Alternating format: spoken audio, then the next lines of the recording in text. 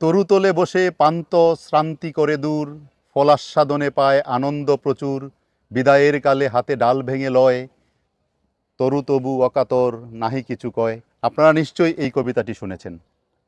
আমি আজকে আপনাদের সাথে একটা উদ্ভিদ মানব জীবনে, মানব কল্যাণে কতভাবে কাজে লাগে এবং কত গুরুত্বপূর্ণ সেই বিষয়টাই নিয়ে আলোচনা করব। আমি একটা উদ্ভিদের পাশে দাঁড়িয়ে আছি, এর নাম হচ্ছে পান্থপাদপ। পান্থ মানে পথিক, পাদপ মানে উদ্ভিদ। এই উদ্ভিদটি আমাদের দেশে সাধারণত বড় বড় গার্ডেনে দেখা যায়।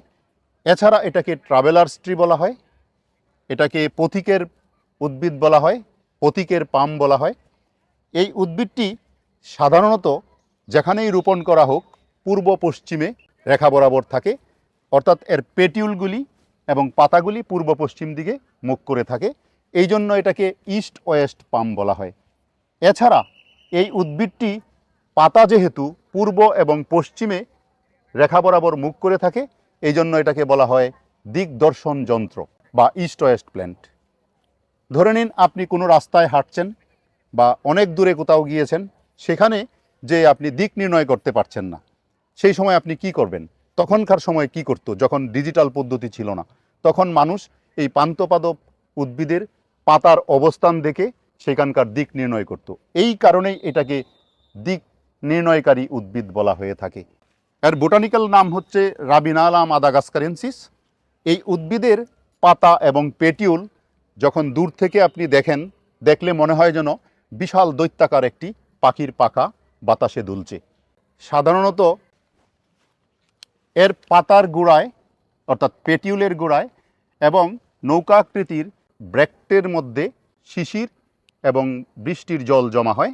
আগেকার দিনে পথিকেরা যখন অনেক পথ পায়ে হেঁটে পাড়ি দিতেন, তখন এই গাছের নিচে যে বিশ্রাম করতেন, বিশ্রাম করার সময় পিপাসার্থ থাকলে এই পেটিউলের গোড়া থেকে এবং এই ব্র্যাক্ট থেকে যে জল থাকতো সেই জল পান করে তারা পিপাসা মেটাতেন। এই জন্য এটাকে বলা হয় পিপাসার্থ মানুষের উদ্ভিদ এবং ট্রাভেলার্স প্ল্যান্ট।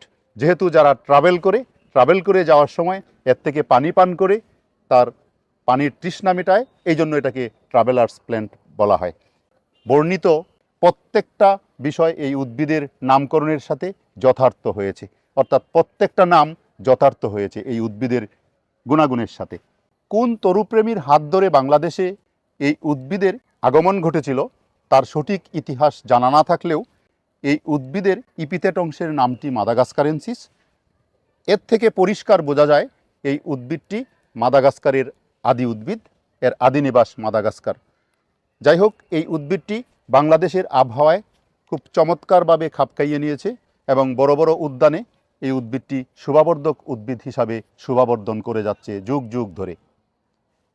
এতক্ষণ আপনাদের সাথে একটি চমৎকার উদ্ভিদ নিয়ে কথা বললাম। নিশ্চয়ই ভিডিওটি আপনাদের উপভোগ্য ছিল। আশা করি ভিডিওটি আপনারা উপভোগ করেছেন। আজ এখানেই শেষ করছি। Thank you very much. Take care.